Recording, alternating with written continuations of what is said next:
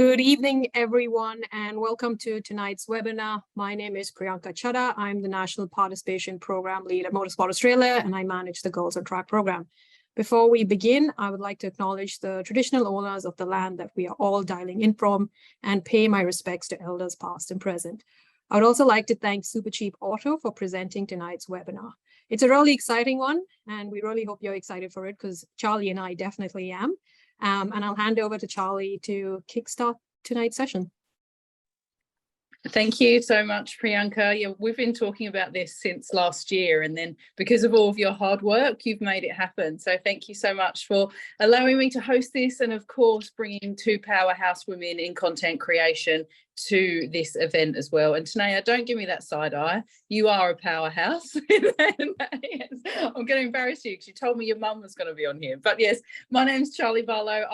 My day job is Supercars Media. I work as a PR and media exec. My past life last year was working as a journalist, and then I also present big screen and some digital content for not only Supercars but across other motorsport entities as well, World Time Attack, TA2, and a lot of grassroots stuff as well. But I'm also very, very passionate not only about motorsport, but women in motorsport, which has led me to the road that Priyanka has paved for us all in the Girls on Track program. So I am a Girls on Track champion, and I get to mingle and work so hard with all of our ambassadors who I personally look up to encourage so many more females to join us in this crazy, crazy world that we all love, of course, motorsport. So without further ado, I would like to introduce our panelists for this evening. We've, of course, got Jules Ingall, who is a world-renowned and very, very world-renowned photographer covering sport, tourism, events,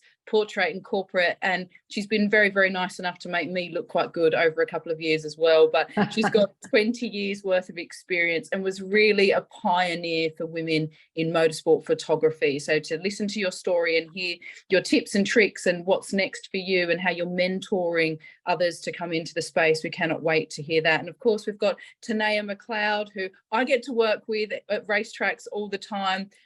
Again, has been extremely gracious in making me look good on camera for a few years now, but she's a media specialist, those 7 years of experience creating video content, digital content, and developing marketing strategies for Australian motorsport, entertainment, education, and different industries. And she's pretty much at a racetrack every weekend, and if she's not at a racetrack, she's probably traveling somewhere to do some branded content or sponsor content or going to an event of some description. How many flights are you up to now, Tenayah? And we're in June. How many flights? I think I'm at 29, 30 or something. A lot. That's way more than me. I would love to have your Virgin Air miles. It'd be great. If you could just get me into the Platinum Club, that'd be fine, mate. I've got like 350,000 Virgin points. It's a joke. Perfect. I'll take them. So just so you guys know how tonight is going to run, of course, we're going to launch into a Q&A with Jules and Tenayah. That is going to take us through to about 7:15, which we will open up for questions from you all. So please make sure you pop them in the box. No question's a silly question. Please feel free to ask anything of these ladies. They've been extremely gracious, not only with their time, but their knowledge and experience. And I will say they also want you to reach out to them afterwards as well. But we'll definitely get to that. And of course, Jules is going to share some of her own media kit, her own portfolio and media guide as well. So you guys can get a real insight into how you go about creating and showing what you can do and getting yourself a role within motorsport, because that's what we really all are about. Girls on Track is about not only showing you what's out there, but helping you to get there as well. So without further ado, let's just launch into it. What we'll do is Jules will start with you and we'll go through your life, everything. We'll just do a day in the life of, we'll find out everything about Jules. We'll look through your media kit and then we'll move to Tenayah and we'll look more at the video content and the branded content, social media side of motorsport as well. Because not only is Jules' background in motorsport, but you've also got background in a wide range of photography. So Jules, enough from me because I've just talked way too much. So tell us about you. What do you do? What makes you so passionate about photography and obviously motorsport, where it all began? I think it's, first of all, hello, and it's a great contrast between Tenayah and myself because we're at both extremes of the motorsport content creation. I've probably got kids around the same age as her. So, but I started when I was like 14 years old. I had an older brother who raced go-karts, and I hung around go-kart tracks like from that sort of age. Loved photography, wanted to be a photographer. And then so it kind of made sense that, you know, I combined both my passions of motorsport and photography. So I started, you know, just taking photos around racetracks in go-karts. Like my brother was racing, I'd take a few happy snaps, and then it kind of grew from there to I had ambitions of being a full-time photographer.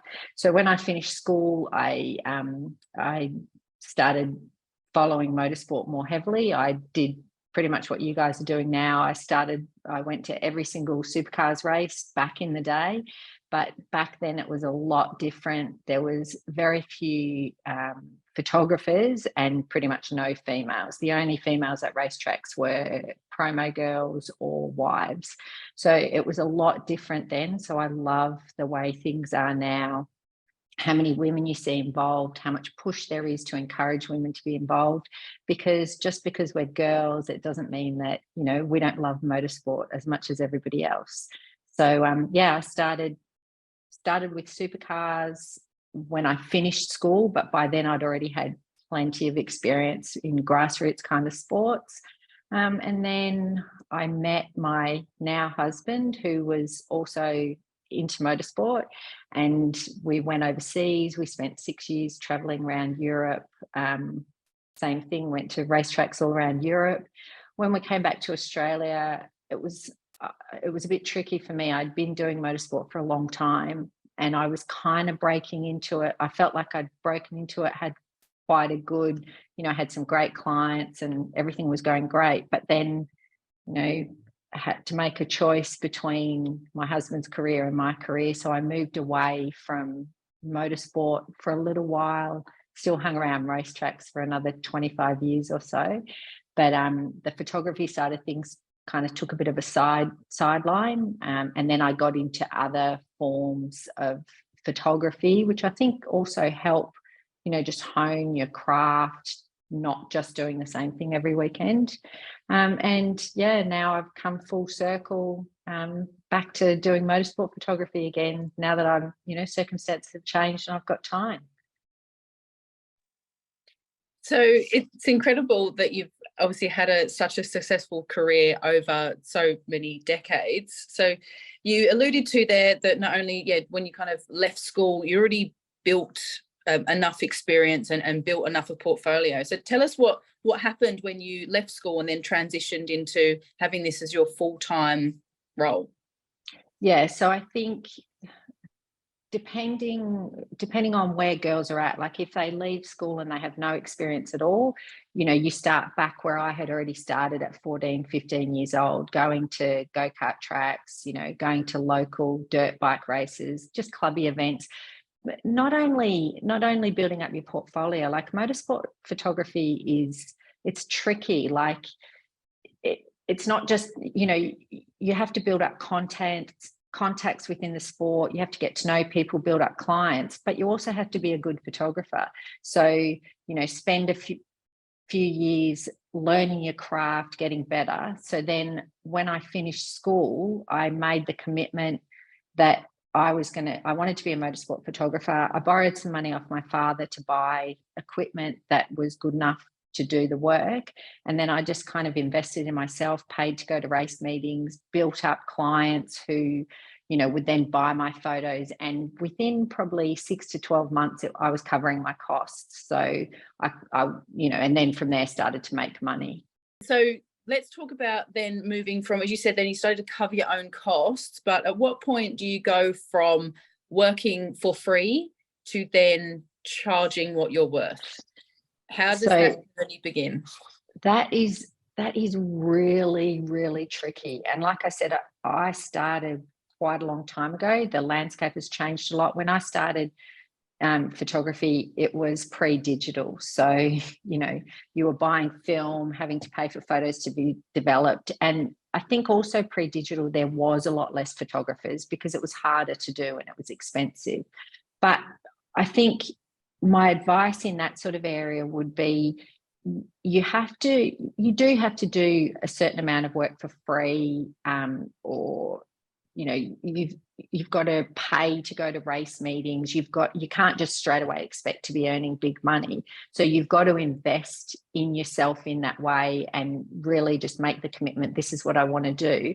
But at the same time, you can't let people take advantage of you. And if you're producing good work, you've got to be confident enough in your work to get people to pay for it. So I think the way that I did it was I worked with publications. Again, it was pre-social media. So my way of getting my work out there was by getting it in Auto Action or, in magazines.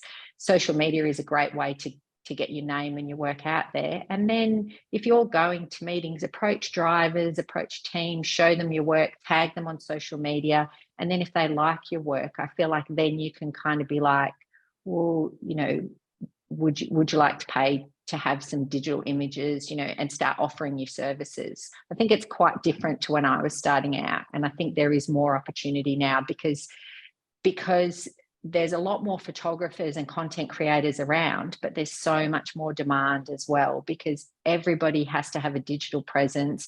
Everybody's got social media.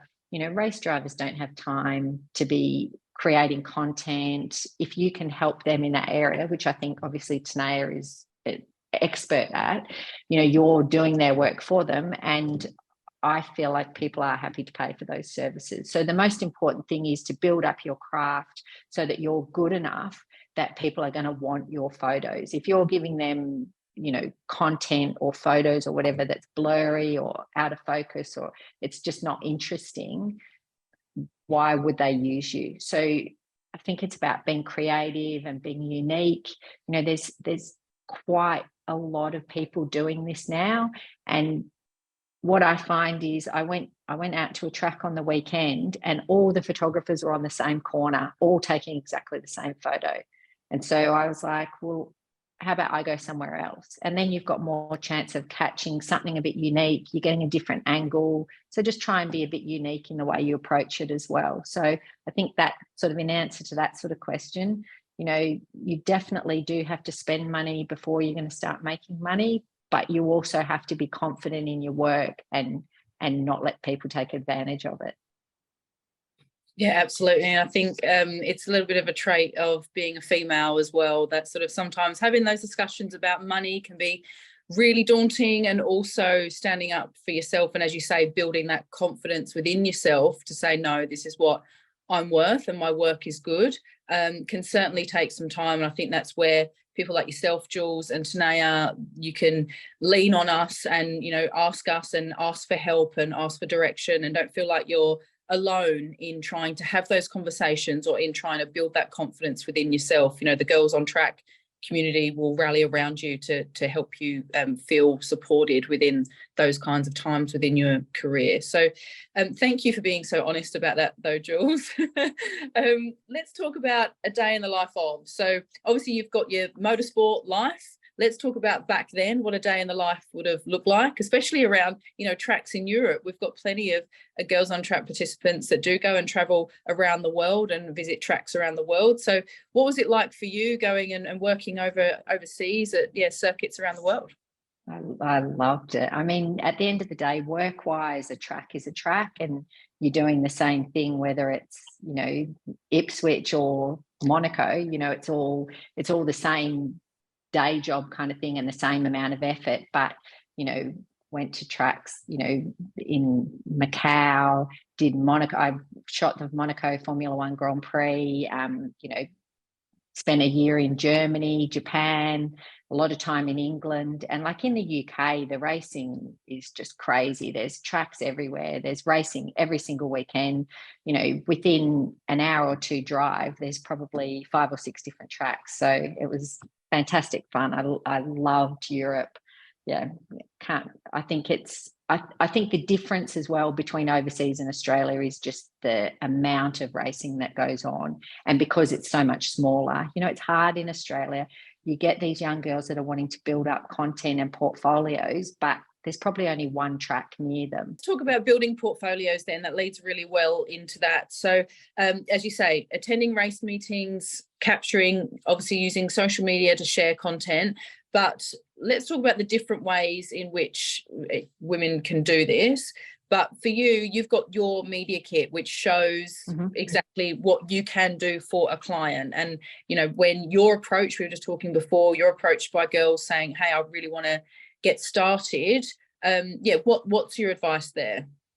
Okay, so I think one of the biggest things is to always be professional with the way that you're presenting yourself. So you know, if you're going to go to Priyanka and say, I want to shoot an event for you, she's got no idea who you are. Who are you? What's your story? Can you even take a photo? Like, what have you done? So I think having a media kit is a really important thing to start with. That would be my first bit of advice for anyone.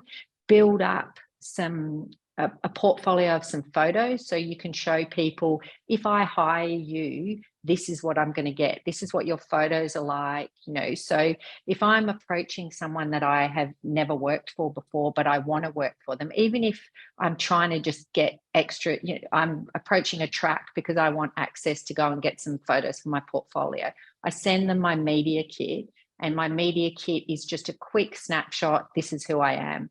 And I think it's one of the first things I would look at doing. So learn how to take a good photo, and then put together a media kit with some samples of your photo. And then also in my media kit, a brief story about who I am as well. Like, who is this person? You can't just expect people to hire you because you're a nice person. It's just a really quick, easy way. I think your social media platforms are really good. You know, make sure that your social media is spot on. If someone Googles you, they look up your Facebook, Instagram, you know, there's not photos of you down at the pub on a Friday night. It's presenting a professional, you know, a professional side of you and what your work is like. So this is just very brief, one page, who I am, and then some samples of my work. So I do obviously motorsport. These are some of, I mean, I felt like this is a reasonable variety of some of the types of motorsport photography I've done in my career. And then I also do other forms of photography. I've done a lot of tourism work where I write the stories and supply the images as well. So these are some samples of my tourism work that I've done. And then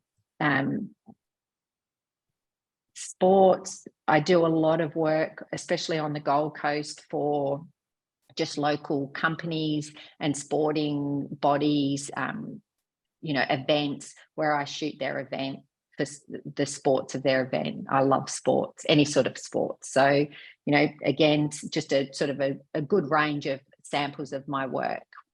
And then I think it's more tourism shots. I've traveled around the world. I've done a lot of tourism stuff. And then I also do a lot of models, corporate work, taking headshots, you know, working for magazines. So this just gives people a snapshot of, this is, if you hire me, this is the style of work you're going to get. And everybody is also different. So my style of photography is going to be different to the next person. So by having a media kit, you're just showing people very quickly, this is what I do. And then I think at the end, yeah, just my social media handles, how to get hold of me, and then a few references from different, so, you know, I've got tourism ones as well as motorsport references. So I've just got a range of references just so that you show that you have got a bit of credibility.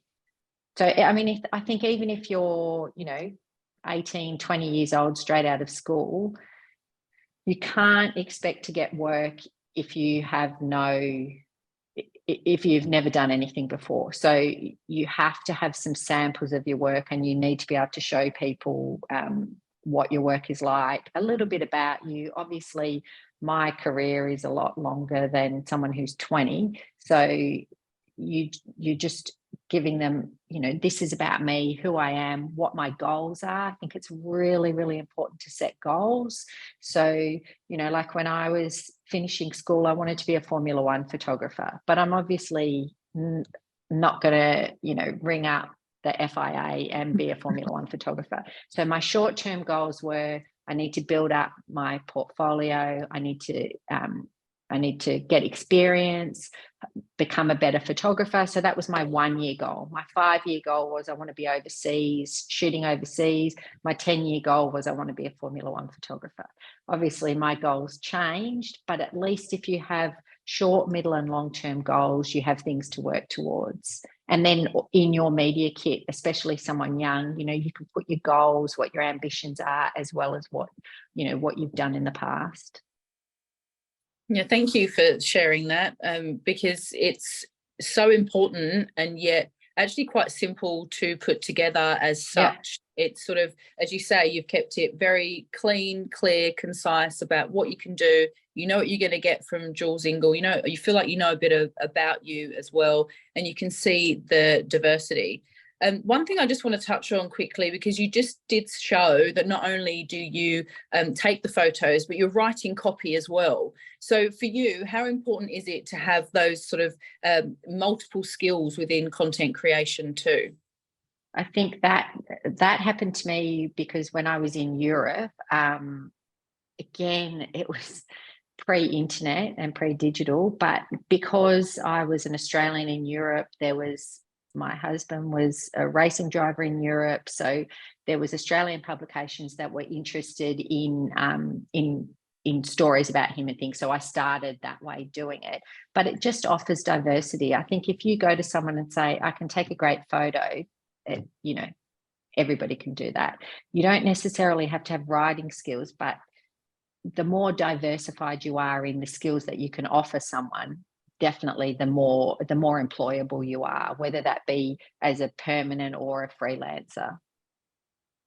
Yeah, I don't think I could agree more with that. I know, Tenayah is a great advocate for it as well as myself. Even though you have this title of PR and media, it's certainly not just what you do. There's a lot of things that become what you are. Or you can offer, but also yourself, you're always looking for the next thing. So, and to diversify, you're talking about you mentor others in Canon and looking at the technical aspects of photography. So what other skill sets are you, because you're always learning as well. What else are you looking at doing? Well, I think for me, it was circumstance. So like I said, my dream was always to be a motorsport photographer, but circumstance, pulled me away from that. And so I went into the tourism because that fitted into my lifestyle at the time. And then I moved into, I do the corporate portrait work now. I think the more skills and the more challenges as well, because if you're a photographer that's going to the same job every day for 20 years, like that's not for me. So I kind of loved that I moved into different things, and they were all really different and different skill sets as well. And then I think, moving into the mentoring and all that sort of side of things through Canon and through Girls on Track, I feel like all the mistakes I made as an 18-year-old, just simple things like come across as professional, put together a good media kit. At that age, I thought, I'm just going to bring someone up and say I want to work for them, and that'll be like, oh yeah, you're a nice person, that's great. You need to present yourself well. So helping people kind of fast track those little mistakes I made, it just makes it all a bit more rewarding and gives me new challenges.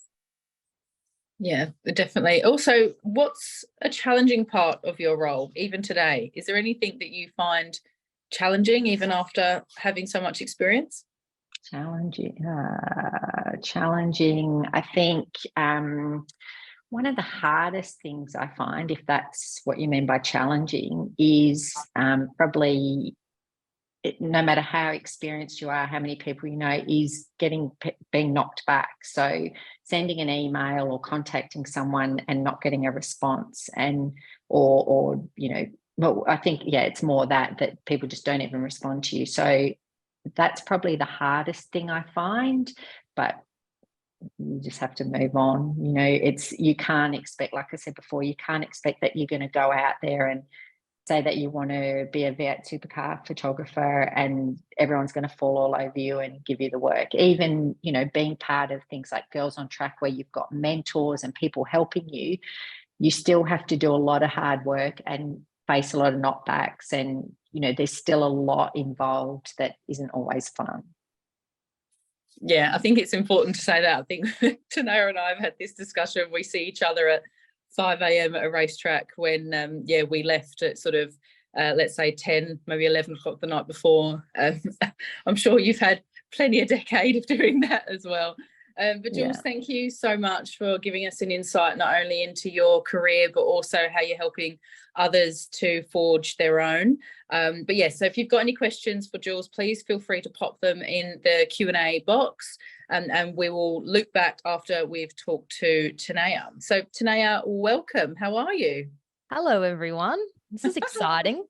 Very exciting. So fellow Girls on Track champion, fellow motorsport nut. Oh, sorry, passionate person about motorsport. Motorsport nut is fun. Yeah. It's appropriate.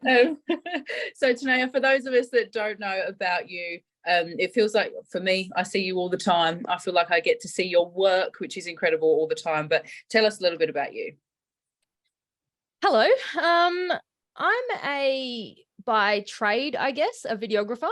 But unfortunately, in motorsport, you can never be one thing. You are lots and lots and lots of different things. I just simplify it by calling myself a videographer. But in this day and age, it's a lot more about how many things you can do, being a jack of all trades, especially in the media space, because I guess the landscape of what is now required from sponsors, from brands, from teams who invest in the sport, and especially drivers who want to make a career out of it, they need a lot more things. You know, social media is a very, very scary place now. It's a lot going on, a lot of things that happen, and the trends change really fast. So it's about staying on top of all that. I've been doing this for 7, nearly 8 years. Makes me old and wrinkly, and I don't even use TikTok myself.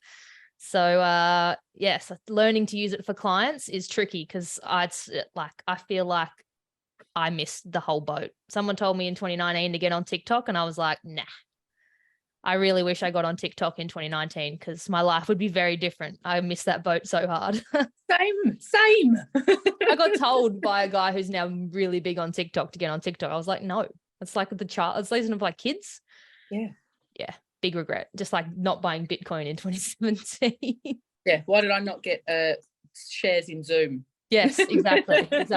Who would have thought? Yeah, who would have thought? But yeah, so I started back in got my first camera when I was 2014. Grew up racing motorbikes. I thought I was going to be a professional motorbike rider until I was about 14 and realized I really wasn't good enough. But we can all dream, you know. Got gifted a camera for my 16th birthday from my parents. My mum's in the room. Hello, mum. Number one fan. And just started. I was at a motorbike track every weekend. It was never about 4 wheels for me. I was always 2 wheels obsessed.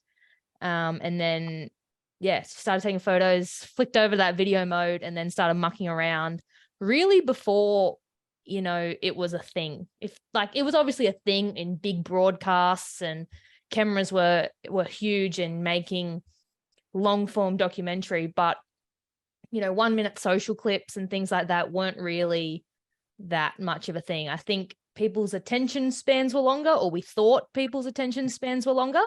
And then in the last 7 years, it just seems to have decreased and things are getting shorter and they're now vertical and it changes really fast. But yeah, started making motocross videos of my brother who was racing and on the verge of, you know, becoming professional. So I got an insight into the world of professional motorsport. And then, you know, 4 wheels for me was Bathurst on the couch with my dad. And that was pretty much all it was. Everyone watches Bathurst growing up. I watched Bathurst. And then I started to get more into it. My year 9 math teacher took our whole year on an excursion to the Gold Coast 600. Best excursion ever. And that was my first taste of it, sitting somewhere at the Gold Coast 600, just taking it all in, seeing what it was all about. Obviously, I knew the gist of it from Bathurst, but to be at a street circuit and to see the atmosphere, and yeah, it kind of just overwhelmed me. And I just had like this instant love that then from that event, I was watching every event. You know, I had merch. I was full like Drive to Survive fangirl for those couple of years pre-Drive to Survive. And yeah, the year later, I was standing on the pit wall as a volunteer as part of what I don't think exists anymore, but the Young Officials program, where it was allowed people who were under 18 to come in and be kind of given a taste of all the different variety of options of volunteering. I got to be flag marshal, got to go up to like timing, got to go on the pit wall. And as the motorsport nut that I ended up on the pit wall, which is purely about blowing a whistle when a car goes past. That is all you do. So like if you listen on broadcast, you people blow whistles. I used to do that 50 hours a weekend just because I love the sport.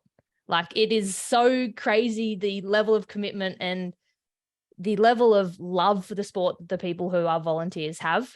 It was, yeah, it's not something that I'd probably do now because like I don't know how I did it, but that was just the love of it that drove me into doing that. And then, you know, live with my parents. It was easy. I only did the events I could get to. The volunteering thing was I just loved it. So then when I moved away from home, finished high school, moved away from home, landed myself in Melbourne at university. And because I'd been volunteering as a track official, I then got put forward to then apply to be a production runner for Supercars Media. At this point, my brain's like exploding because I knew that like I was studying a Bachelor of Media at university. So to then be able to work within the Supercars Media team, that was insane. Had a small breakdown when I thought that I had to decline the opportunity because I had no car in Melbourne. How do I get to Winton? And then my mum, shout out to Mama Mandy. She's a boss. She drove my car from Grafton, which is an 18-hour drive, the night before Winton. I caught a train up there. She picked me up from the train, and then I drove to the event every day. It was bizarre, and that was the ridiculous level that it took just for me to get a volunteer role in the sport. Because things like Girls on Track didn't exist when I started. It was just be in the right place at the right time, and I was really in the right place at the right time. So yeah, that's how it got started for me. A lot of networking, a lot of events. Got a role with Gary Rogers Motorsport for 2 years in Supercars. I did that in 2018 and 2019, and that was just, again, right place, right time. Being seen, being around, meeting people. My production runner role involved me taking scripts and ironing shirts of the presenters, and I didn't know how to iron, so that was a bit tricky. Taking lunches to like Matt Nolte and Mark Scaife and Neil Crompton, and just being seen, just being around the space. And that was really all it took for me to then be able to get, which was pretty much a volunteer role with Gary Rogers Motorsport for 2 years. And I was working a part-time job. I got paid a little bit just to cover, little things. And yeah, that, and then COVID hit, ruined my world. I declared that I did not need motorsport. Very quickly realized I did need motorsport because I had no friends, because everyone that I was friends with were at racetracks. And that, yeah, that's pretty much that's a long-winded answer to your question. But I feel like all these people need to know how it really happens, because it's not just click your fingers in any way, shape or form. And now I run my own business and travel to a lot of events and do what I love and what I've loved since I was 16. So it's really, really cool. That is an amazing, amazing journey. So you should be extremely proud of yourself. And I'm smiling from ear to ear because I can relate to so much that you said. Like, yeah, I stood in a at Tower 3, everyone's heard my Tower 3 story at Bathurst. Like, yeah, standing at Tower 3, it's raining, it's pouring, it's horrible. And I'm checking tickets thinking, oh my God, why am I here? Why do I love this sport? And then, yes, networking, as you said, I hassled Chad Naylon and Matt Nolte as well on the same stairs. And yeah, then a couple of years later, you get that shot. And it takes that. It takes putting yourself right place, right time. But standing at Tower 3 at Bathurst, and then like you've logged probably 40 hours of standing on your feet, scanning people's tickets. But then that Sunday morning, when those cars start off and the whole ground at Bathurst shakes, you're like, yep, that's why I'm doing this. Exactly. And then you, as you say, like a couple of years later, you walk past it, that same spot, and you look at it and you go, yeah, I still see there. Yeah. The people like my crew chiefs when I was a pit lane, they're still doing it. And like, I still see them and they're like, so glad you always talked about this. Anyone I spoke to, I was like, I'm doing this now, but this is not me. Like and I had people come up to me that I stood next to and blew whistles with that are like, I know you. And I'm like, I know you. And yeah, it's cool. It's special. That's awesome. So yeah, like that's probably the best thing that, Tenayah and I can say to you is that, yeah, get yourself amongst it. Grassroots motorsport is where you will learn your craft, and yeah, pathway events, immerse yourself on Girls on Track and everything that they offer. Get yourself in the Facebook community. We share jobs, we share opportunities, and then you can not only, as these two women have done, work really hard on what you do, but then also network just as hard and get yourself right place, right time, and be there when that opportunity strikes. So let's talk about your daily life now then. Let's talk about, what does Tenayah do when she's at a racetrack? Because you clearly don't go home. So tell us what you do. Tell us the variety of what you do and who you work for, who you produce content for, where would we see that content? Give us the whole rundown. And I apologize, I've got to plug my phone in because it's decided it's going to just die on me. So if I fiddle around with I'm having a technological bad day. Just ignore me while I fiddle with things. No worries. Okay, so my typical day at a racetrack it starts usually Tuesday or Wednesday before an event when I'm trying to work out where I've got to be and what I've got to do. And it also depends on the event. So a good example was Darwin. Darwin was last weekend. I don't know. It all blends into one for me. But Darwin was last weekend and that was a wild weekend. So I'm what's known as a contractor, which means I'm not employed by anyone. I run my own business and I contract to companies. I contract to brands. I contract to teams and send invoices at the end of the weekend rather than receiving a salary. So I don't get paid a certain amount. I get paid based on how hard I work and how many clients I'm able to take on. Since 2021, I have been traveling to all the events with Repco. I work for Castrol, and they're my two main clients who send me to events that I contract to a company who has the clients who you don't need the super duper details, but that's my main day-to-day. So that's where you can see some of my work. You'll also see some of my work depending on who are at each event, because obviously support categories rotate around. I also work for Stan Sport, who produce the Speed Series broadcast. Awesome product. Really enjoy being at those events. And I run all Stan Sport social media and video content and stuff on a Speed Series event. So that's a really cool job that I enjoy, getting a little bit creative with the TikToks and pretty much having access to all drivers to do pretty much whatever we want to do in terms of content, because being the broadcaster, it's quite a cool insight to have. And yeah, with Castrol, we work very closely with Thomas Randall. Obviously, he's the Castrol supercar driver, has been for the last couple of years. And yeah, he's very good to work with. In terms of support categories, it does depend on who's there. At Darwin, there was Aussie Racing Cars. We do a bit of stuff for them. And then my main client outside of supercars is Earl Bamber Motorsport. And I do all content for Earl Bamber Motorsport in Porsche Carrera Cup and Michelin Sprint Challenge. And just saying all these names, I'm like, this sounds like a lot, but it's all just about working out your capacity. I call myself a fast editor. So you have a shock to the system getting into the sport will be the fact that everyone needs everything now. And they actually probably needed it before now. Like they're just, the demands are crazy. I work on like a schedule of delivering between 6 to 7 edits a day. And it's easy now kind of with TikToks and stuff because they're always short. And as I mentioned, short attention spans.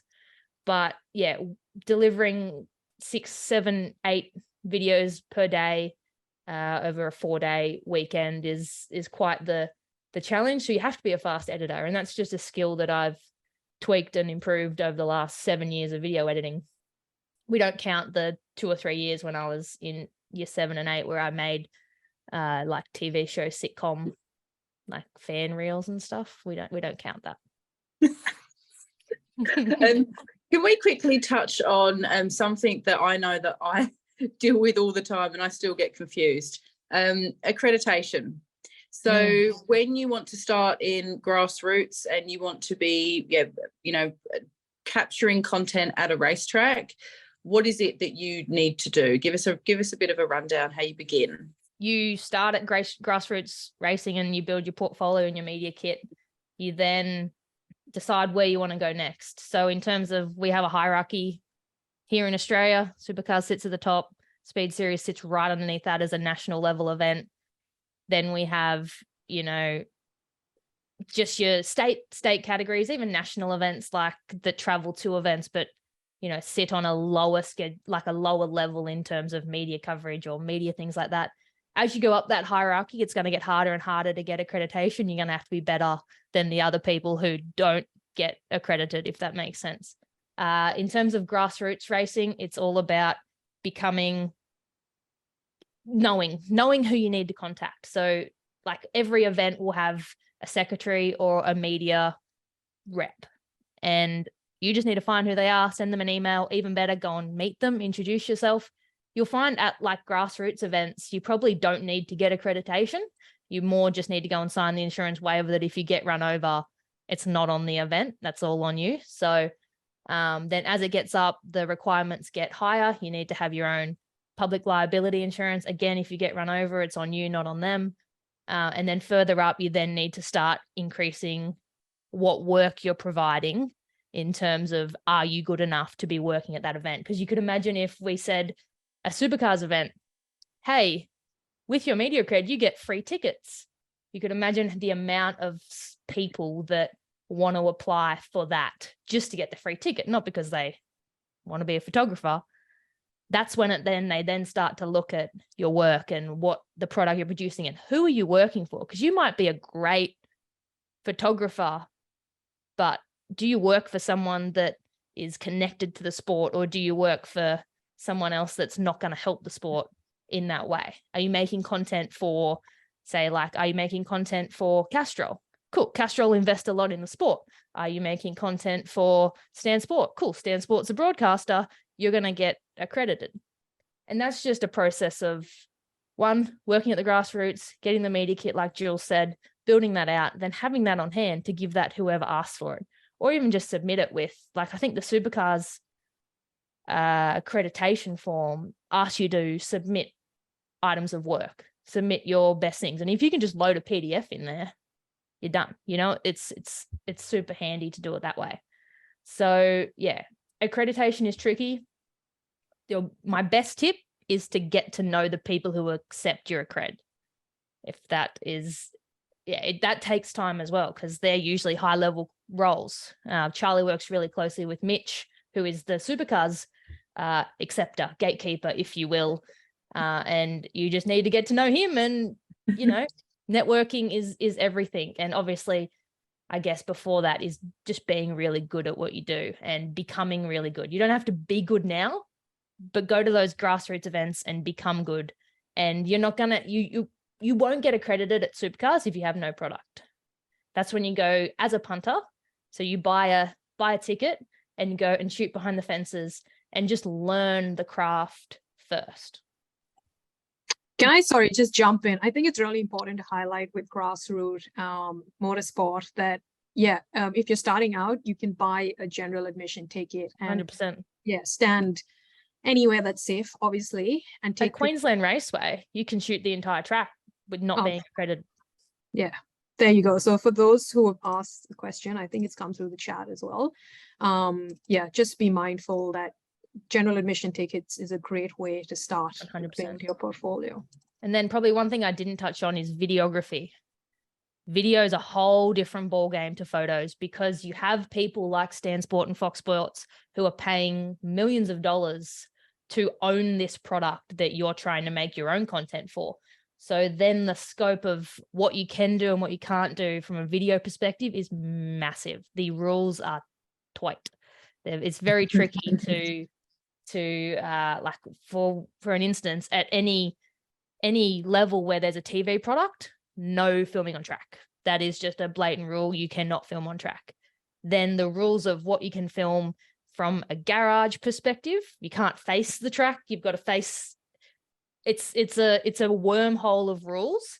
That's then where you go and learn and have a ball at grassroots events where they want you to make content because they want to promote that this is happening.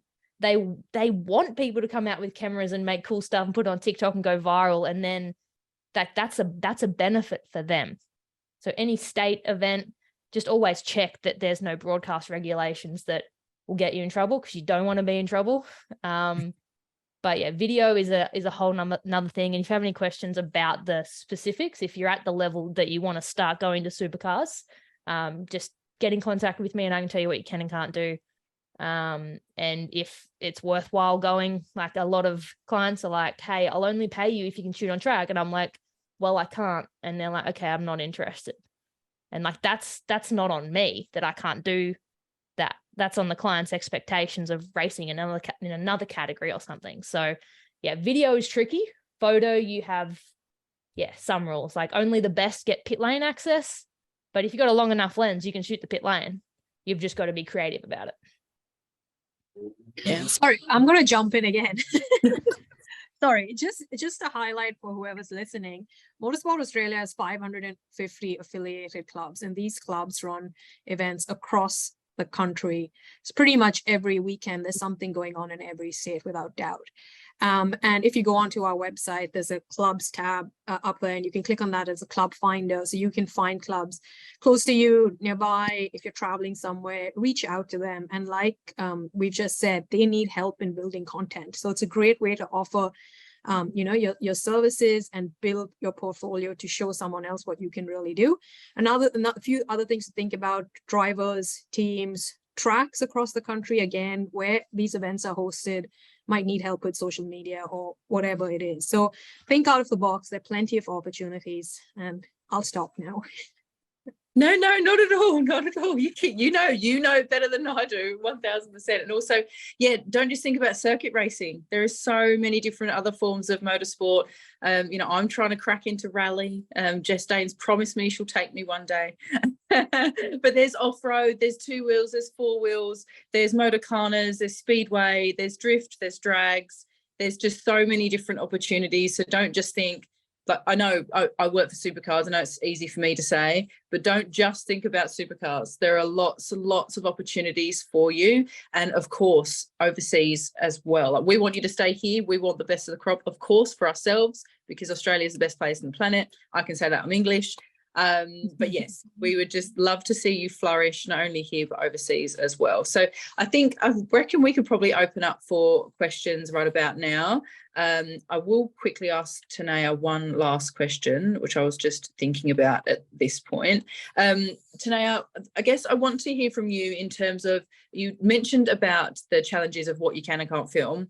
You've mentioned the challenges of 6 or 7 edits a day across not only on-track, or sort of depending on the event, that could be on-track content, that could be a driver, that could be for a brand, that could be for a sponsor. So how do you, I guess, organise yourself in that way? How do you manage that in a day-to-day work balance? The good thing about working with big companies is they usually have internal teams which tell you pretty much what to do. They're operating a really high level in terms of, like, they've got full-time staff who do their day-to-day stuff.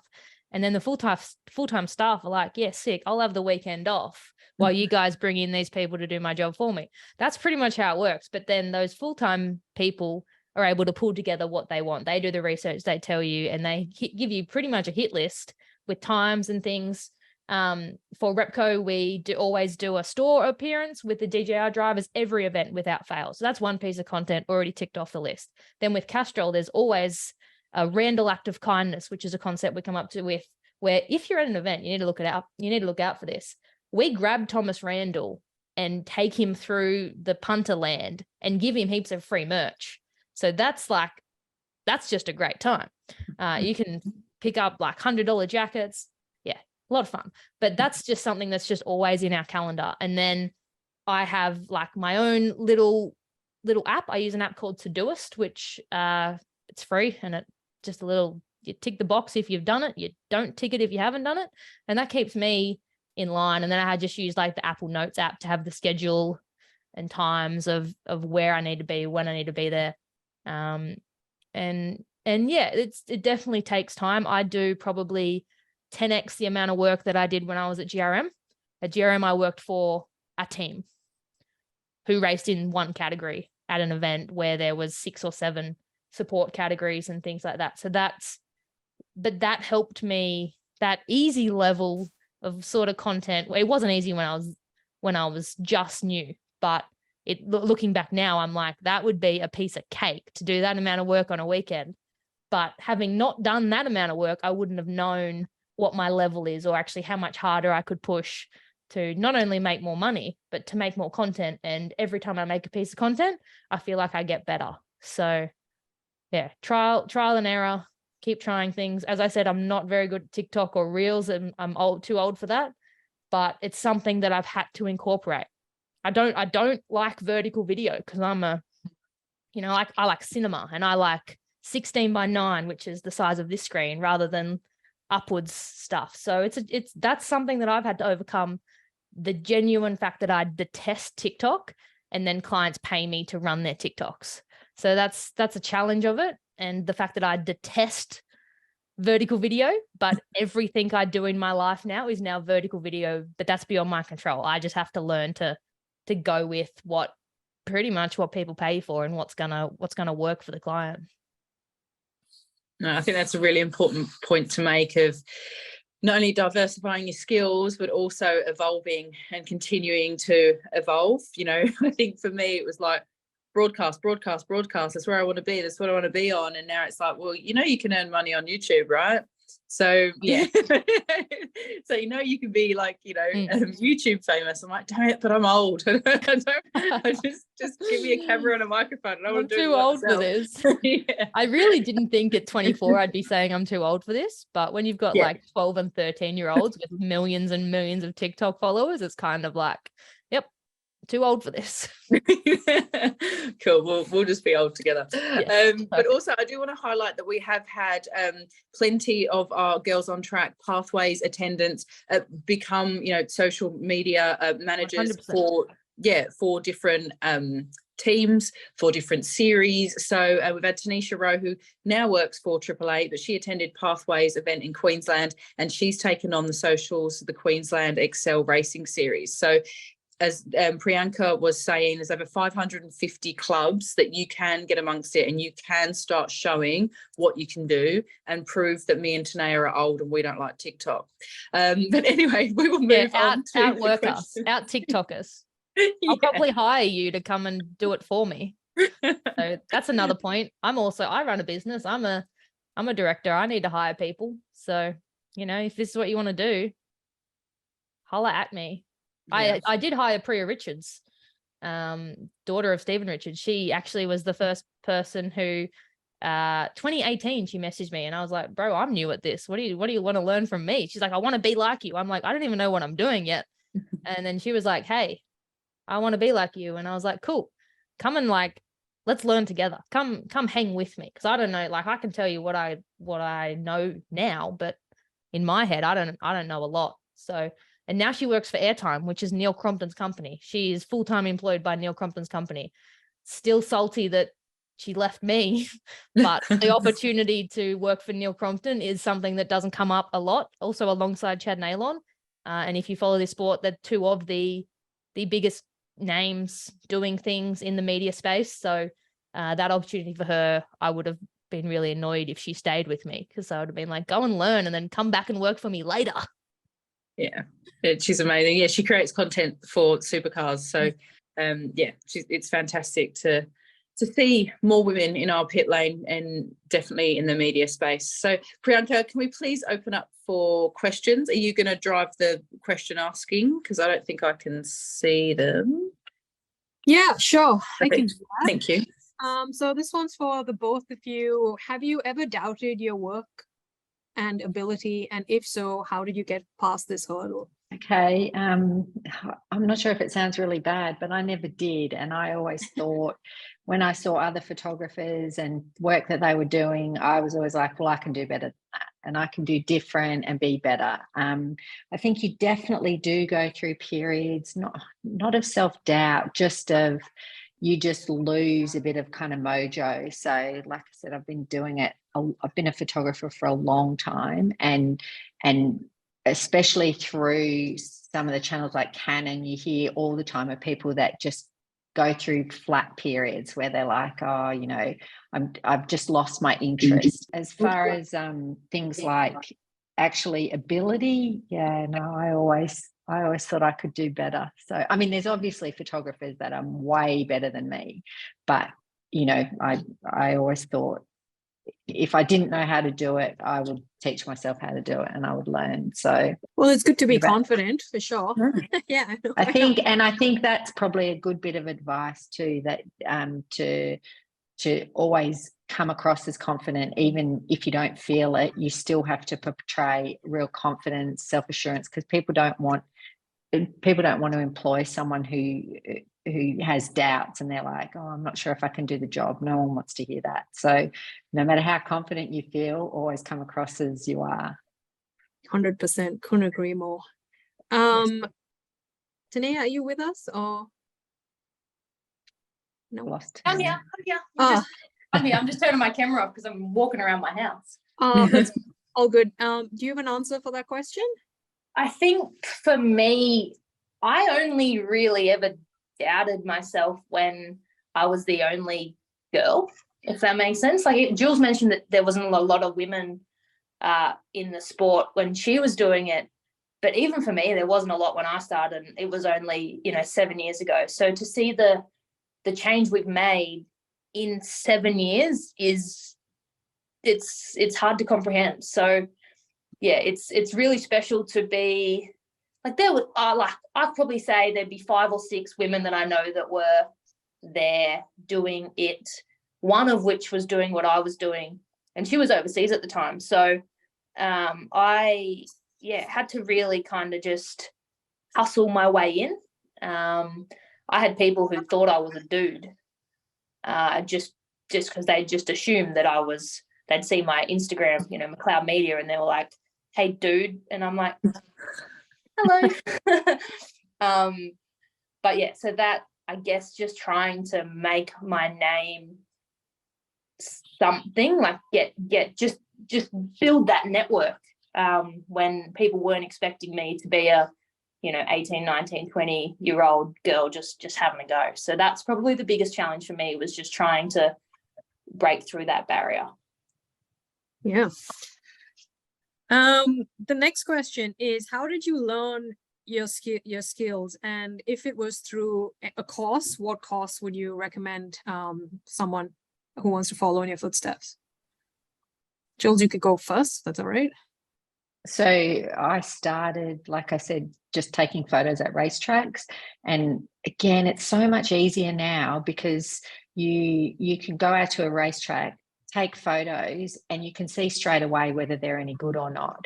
So I think one of the things was, when I learned, you would take photos, you had to be very considered about what you shot because it was expensive, and you didn't know until the next day or the next week, whether your photos were any good or not. But I think, I forget the question now. I think. Did you learn yes, obviously you learned Yes. yourself. So I started self-taught that way, and then I was shooting the supercars, same thing. And then when I went overseas, I did a diploma of photography, which taught me a lot of the technical side of photography. I think Tenayah, I don't do video. I still stuck to old school photography. I love photography, and there's a few like really fundamental basics in photography that I think you have to understand, which I think doing a course helps. So yeah, I did a diploma of photography, but the biggest way to learn, especially with digital, is just take photos, and try different settings, like, especially with photography, with moving things, try different shutter speeds, understand the basics, which you can do online. There's so many online tutorials and things if you don't want to do a course, but then just practice. Yeah, YouTube, it's got everything these days. YouTube is, yeah. And like if you see a photo that someone's taken of, a car panning rather than in a corner, and you don't know how to do it, you just Google best settings for a panning photo and it all comes up, and then you take those settings and you go and use trial and error. Yeah, perfect. Tenayah, do you have anything to add to that? Yeah, sure do. For me, I am very much self-taught. Self-taught in the space where I learnt myself first. Just started editing silly YouTube fan edits and things like that back in 2012, 2013. That's how I learned to edit. Mm-hmm. And then actually the video side of things, I was already making videos before I went to uni. I went to uni because my parents suggested I needed a backup plan, which I'm glad I did because I learn a lot. I'm not sure if you want to do what I do, I'm not sure if it's the best path, considering there's so many free options, and my HEX bill just got indexed a lot, thanks Australian government.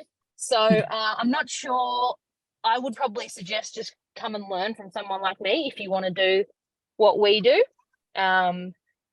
But it's definitely a good way to work out what you want to do if you don't know.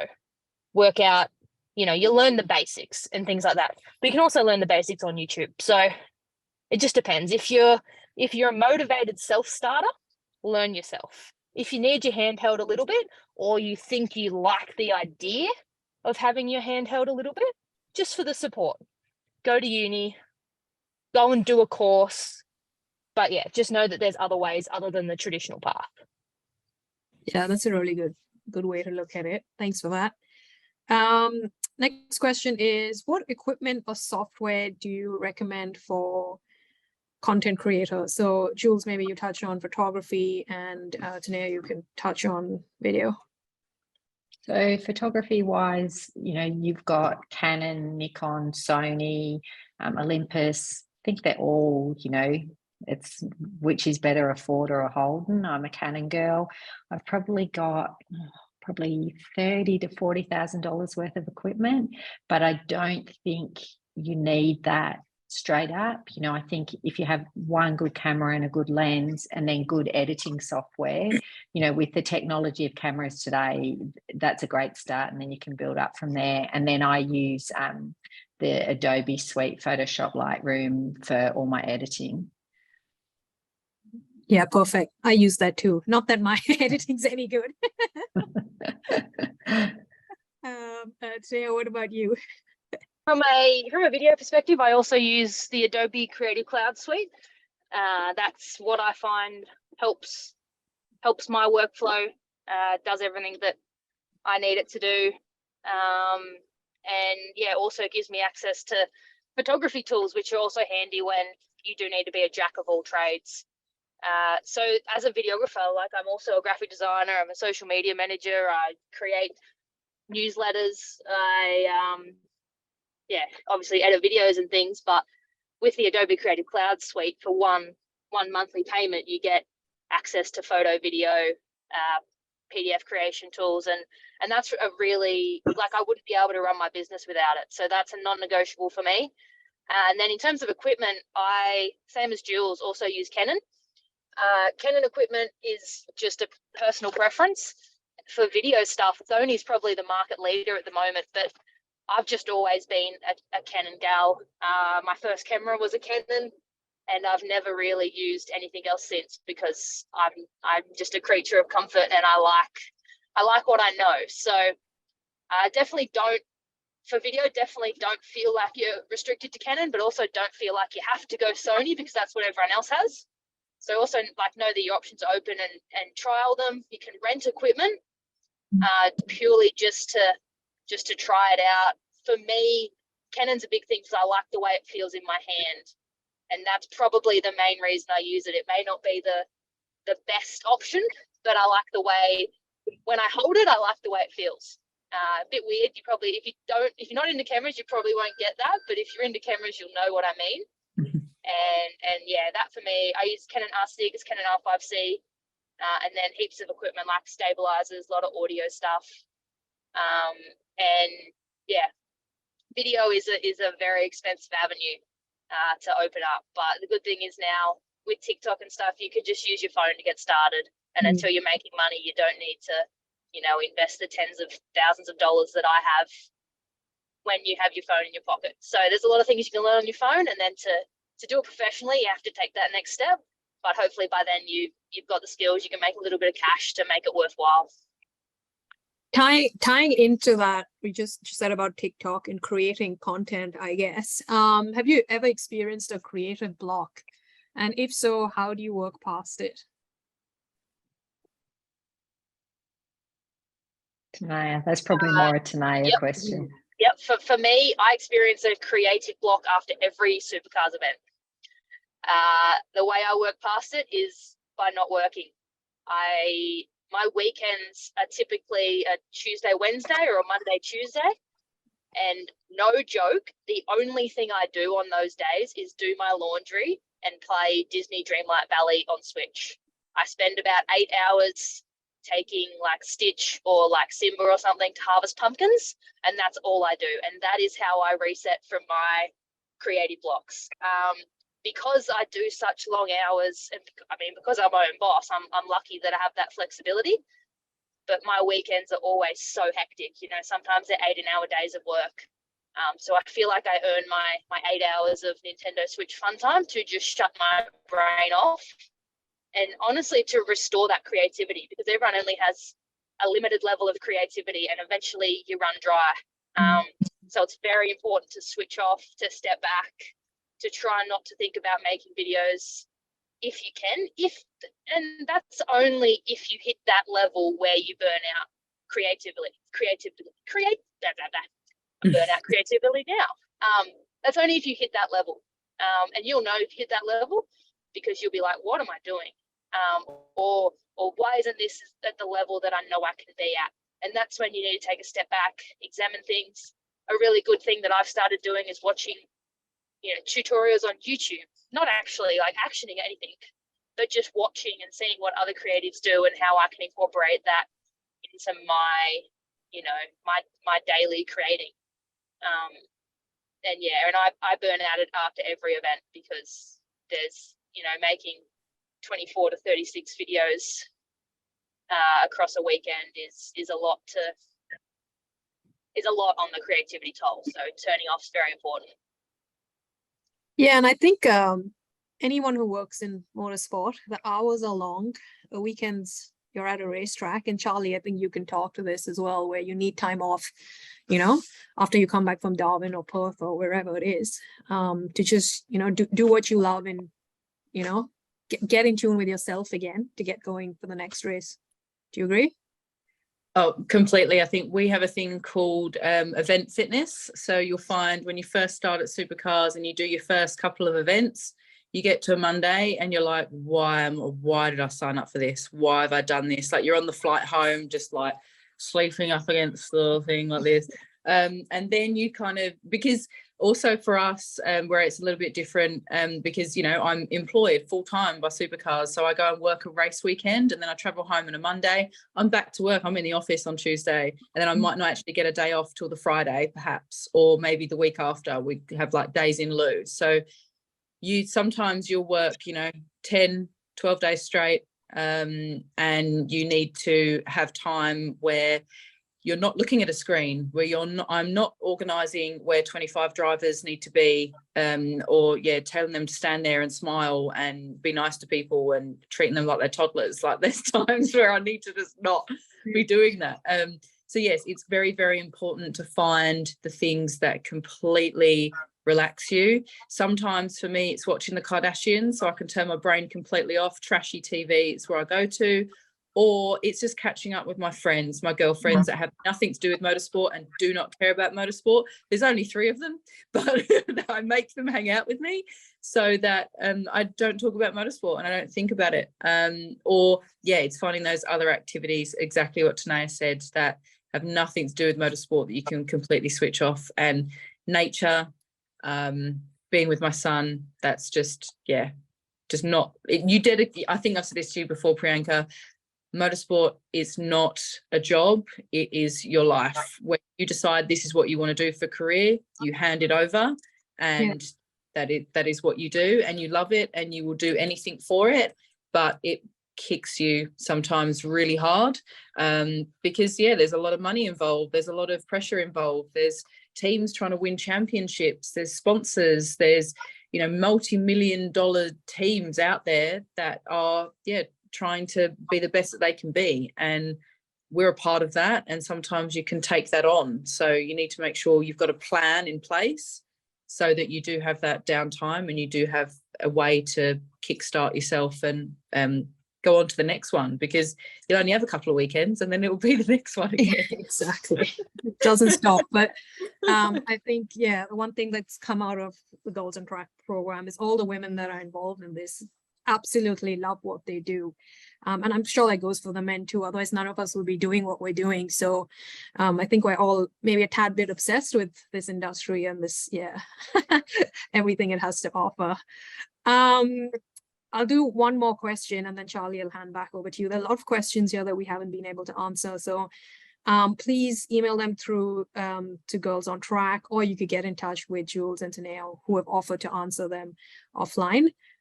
So both of you, Jules and Tenayah, you started off obviously pretty early with your interest in motorsport and your passion and your roles, etc.